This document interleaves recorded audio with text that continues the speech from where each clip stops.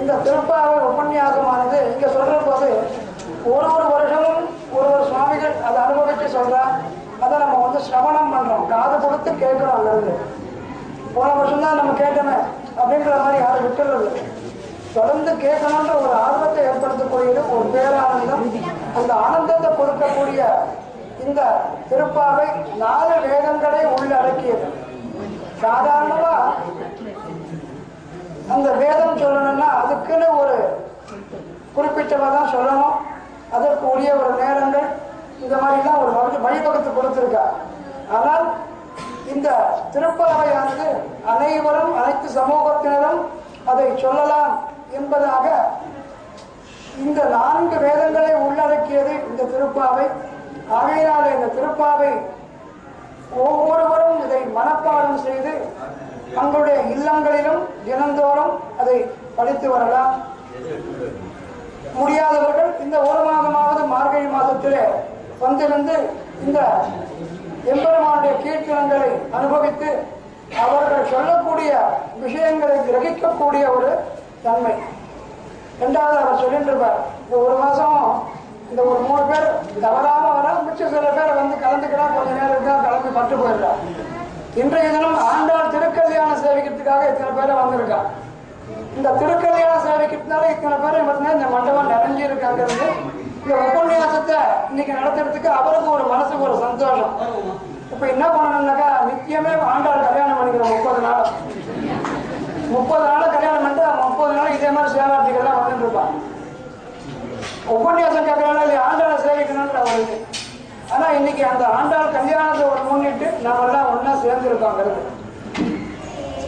அந்த ஆண்டாளுடைய அனுகிரகமானது எல்லாருக்கும் கிடைக்கணும், அது தரணுன்றதுக்காக தான் நாம இவ்வளவு தூரம் அந்த ஒரு முயற்சி எடுத்து பண்ணிட்டு இருக்கோம். சுவாமி சொன்ன மாதிரி சுவாமி இந்த 30 நாளும் நிறைய விஷயங்களை நமக்கெல்லாம் தெரியப்படுத்திருக்க. கோவிலுக்கு போனால் எப்படி சேவிக்கணும், எப்படி பண்ணணும், என்ன பண்ணணும், சங்கல்பம் ஏன் பண்ணிக்கணும், சங்கல்பத்தில் என்னென்ன சொல்கிறோம் அப்படின்றதெல்லாம் வந்து நமக்கு ஒரு தெளிவான ஒரு விஷயங்களை நம்ம தெரிஞ்சுட்டு இருக்கோம். அது மட்டும் இல்லை, இப்போ அவருக்கு கொடுத்தது என்ன, அந்த திவ்ய பிரபந்தத்தை பற்றி உபன்யாசம் பண்ணணுன்றது தான் கொடுத்தார். ஆனால் அவர் இன்னும் மற்ற ஒரு சிறப்பான ஒரு கைங்கரியம் பண்ணியிருக்கார். என்ன அப்படின்னாக்கா, ராமாயணத்துல தெரிந்தும் தெரியாமலும் சில விஷயங்கள்லாம் நமக்கு தெரிஞ்சிருக்கு, சில விஷயங்கள்லாம் தெரியாம இருக்கு, சில பெயர்கள்லாம் நமக்கு தெரிஞ்சிருக்கு, சில பெயர்கள்லாம் தெரியாம இருக்கு. அந்த மாதிரி எல்லாருமே எல்லாம் தெரிஞ்சுக்கணுன்றதுக்காக அந்த ராமாயணத்தில் இருக்கக்கூடிய விஷயங்களை ஒரு புதிராக ஒரு நாளைக்கு 5 வினாக்களாக இந்த 30 நாள் 150 வினாக்கள் கொடுத்து அதை ஒரு ஃபில்லப் த பிளாங்க்ஸ் அந்த மாதிரி அந்த குறிப்பிட்ட இடம் வரைக்கும் காலியான இடமா விட்டு அந்த காலியான இடத்தை நிரப்புக அப்படின்னு ஸ்கூல்லலாம் பசங்களுக்கு சொல்லுவாங்க இல்லையா, அந்த மாதிரி அதை தெரிஞ்சுக்கிறதுக்காக தெரிஞ்சவா அதை ஃபில்லப் பண்ணி கொடுக்கணும். கொடுத்தா அவர் வந்து அதுக்கு தகுந்த ஒரு மார்க், ஏன்னா எத்தனை பண்ணாங்களோ அத்தனை ரைட். எங்கேருந்து தெரியாதவனுக்கு அந்த மறுநாள் வரும்போது அந்த உபன்யாசத்தில் சொல்லுவார் இதுக்கு இந்த பதில் அப்படின்னு. அது என்னன்னாக்கா நமக்கு தெரிஞ்சுக்கிறோம், சில விஷயங்களை நம்ம மேலிருந்த வாரியாக நம்ம தெரிஞ்சுக்கிறோம். ஆனால் இந்த மாதிரி நம்ம சொல்ற போது நமக்கு வந்து ஒரு முழுமையான ஒரு ஆர்வம் ஏற்படுது. அந்த ஒரு கைங்கரியமும் பண்ணி அதுலேயும் நம்மளுக்கு ஒரு என்கரேஜ்மெண்ட் பண்ணுறாங்க. சாதாரணமா இந்த மாதிரி பகவத் விஷயங்கள்ல ஈடுபடுறதுன்றது ரொம்பவும் அபூர்வம். அதுல இந்த சுவாமி ரொம்பவும் ஒரு வங்கி ஐஓபி பேங்க்ல வந்து பணிபுரிஞ்சு நல்ல மேனேஜரா மேல் பதவி மேனேஜரா பதவி உயர்வு பெற்று கடைசியா சென்ற ஒரு 6 மாசம் முன்னதான் அந்த ரிட்டையர்மெண்ட் ஆன. அதன் பிறகு இந்த மாதிரி தெய்வ கைங்கரியமா பெருமாள் கைங்கரியமா பண்ணணும், ஆத்துல இருந்து வந்து நம்ம என்ன பண்ண போறோம், அதோட பெருமாளுக்கு ஒரு பக்தி சம்பந்தமா ஒரு பெருமாள் கைங்கரியம் பண்ணணுன்றதுக்காக இந்த ஒரு கைங்கரியத்தை எடுத்து பண்ணிட்டு இருக்கேன். இந்த மாதிரி பண்றவால நம்ம வந்து ஊக்குவிக்கணும்.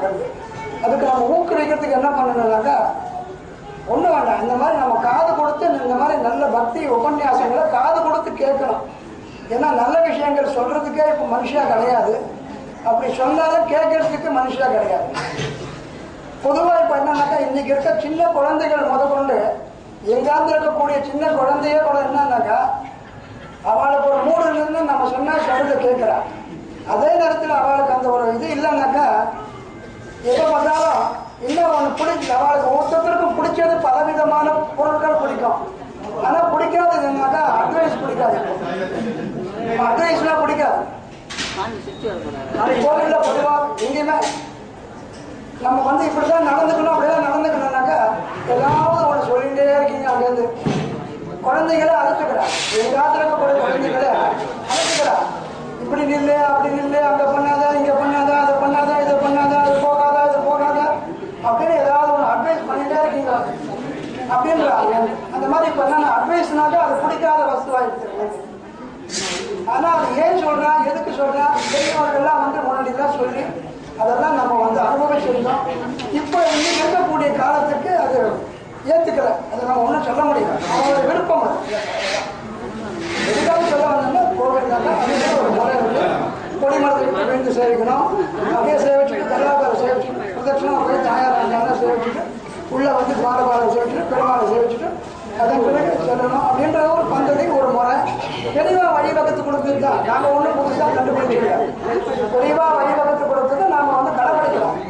அந்த கடைபிடிக்கிறதே வந்து சில பேருக்கு அதை தெரியாததுனால அவன் பண்ணிட்டு இருக்கான். கோவில்கள்ல வந்து சுவாமியுடைய பிரசாதங்கள் அனுபவிக்கிற போது நாமளே வந்து வீட்டில் கூட என்னன்னாக்கா உட்காந்து தான் சாப்பிடணும், தீர்த்தமோட உட்காந்து சாப்பிடணும் அப்படின்றதுலாம் ஒரு முறை நடந்து. இப்போ இன்னைக்கு என்ன ஆகிப்போச்சு, எல்லாம் ஃபாஸ்ட்டு ஃபுட்டு ஃபாஸ்ட்டு இது எல்லாமே ஃபாஸ்ட்டாக ஆகிப்போச்சு. சாப்பிட்றது கூட ஓடிண்டே தான் சாப்பிடணும், படுத்துட்டே சாப்பிட்ற மாதிரி ஆகிப்போச்சு.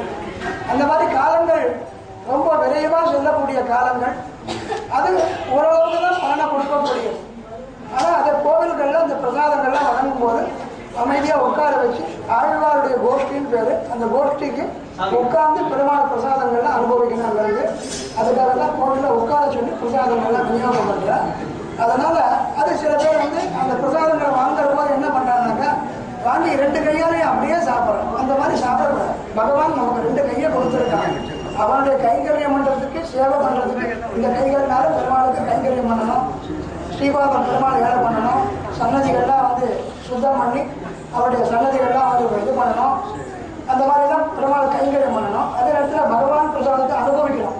அந்த பிரசாதங்கள் கொடுக்கக்கூடிய பிரசாதங்களில் 2 கைகள்னால ஏந்தி வாங்கி ஒரு கையில் வச்சுட்டு ஒரு கையினால சாப்பிட்ணும். கல் அப்படியே சாப்பிட்ற போது என்ன ஆகுதுன்னா அந்த 10 கீழே செஞ்சோம். அது கீழே சொல்கிற போது அந்த 10 பிரசாதத்தை வச்சுட்டு அர்ச்சகவா மட்டும் கைங்கரியம் பெருமாள் கைங்கரியம் பண்ணக்கூடியவா அந்த 10 மிதிச்சுட்டு போய் பெருமாள் சன்னதி வரைக்கும் போக வேண்டியதாக இருக்கும்.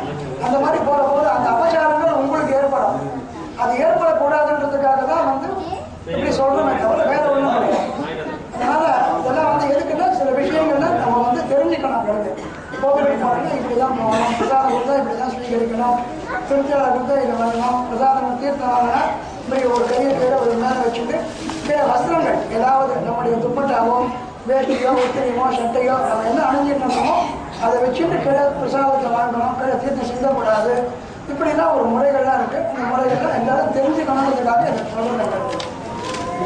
இப்போ நாம் வந்து இந்த ஒரு திருக்கல்யாண நிகழ்ச்சியில் வந்திருக்கோம். வந்து இந்த திருக்கல்யாணம் வந்து இன்னும் ஒரு 5 நிமிஷத்தில் இப்போ ஆரம்பிக்க போகிறோம்.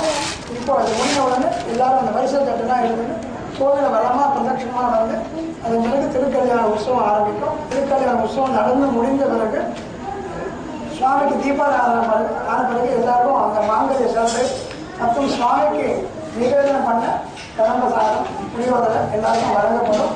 எல்லாரும் வரிசையான முறையில் ஒருத்தர் மேலே ஒருத்தர் விழுந்து இடையூறு பண்ணாமல் வரிசையான முறையில் போட்டு எல்லாரும் வாங்கிக்கணும். அதே மாதிரி சுவாமியுடைய வரை எல்லாரும் கொடுப்போம், எல்லாரும் வாங்கிக்கணும். ஒருத்தர் மேலே விழுந்து பண்ணுறதுனால யாருக்கும் அடுத்த வாரத்தும் பிரசாதம் கிடைக்காம போயிடும்.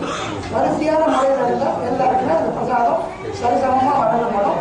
அதனால எல்லாரும் அமைதியான முறையில் இருந்து எல்லாரும் அவரை அனுபவிச்சு ஆண்டாவுடைய அனுபவத்தை வரணும் அப்படின்றது தான் எங்களுடைய ஒரு கோரிக்கை. அந்த ஆண்டாவுடைய அனுபவத்தினால சென்ற ஆண்டு கல்யாணம் திருமணம் ஆகாத பெண்கள் மற்றும் ஆண்கள் இந்த வருடம் திருமணம் நடந்ததுன்னு வந்து அவாவா நிறைய பேர் சொல்லியிருக்கா. அது ஆண்டாவுடைய ஒரு அனுகிரகம் தான், நம்மளால ஒன்றும் கிடையாது. போன வருஷம் குழந்தை ஆயிடுச்சுன்னு தான் இந்த குழந்தைக்கு கல்யாணம் நடந்திருக்கு. இந்த வருஷம் வேற 2 குழந்தை ஆயிடுச்சுன்னு இருக்கேன், எந்த குழந்தைக்கும் கல்யாணம் நடக்கணும் அப்படின்னு சொல்றேன். அது உங்கள் எல்லாருடைய ஒரு மனசில் இருக்கக்கூடிய ஒரு எண்ணங்கள் ஆண்டாண்டு ஒரு அனுகிரகத்தினால நிறைவேறுது. இந்த மாதிரி எல்லாரும் இது ஒரு இப்போ இருக்கிற மாதிரியே அமைதியாக இருந்து இதெல்லாம் அனுபவிச்சு சுவாமி பிரசாதத்தை ஸ்வீகரிக்கும்படியாக கேட்டுக்கிறோம்.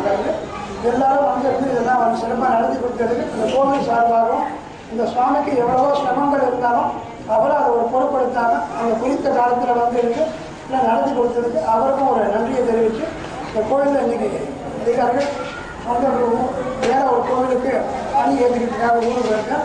அதனால் அவருடைய சார்பாக இந்த நன்றியை சொல்லியிருக்கோம்.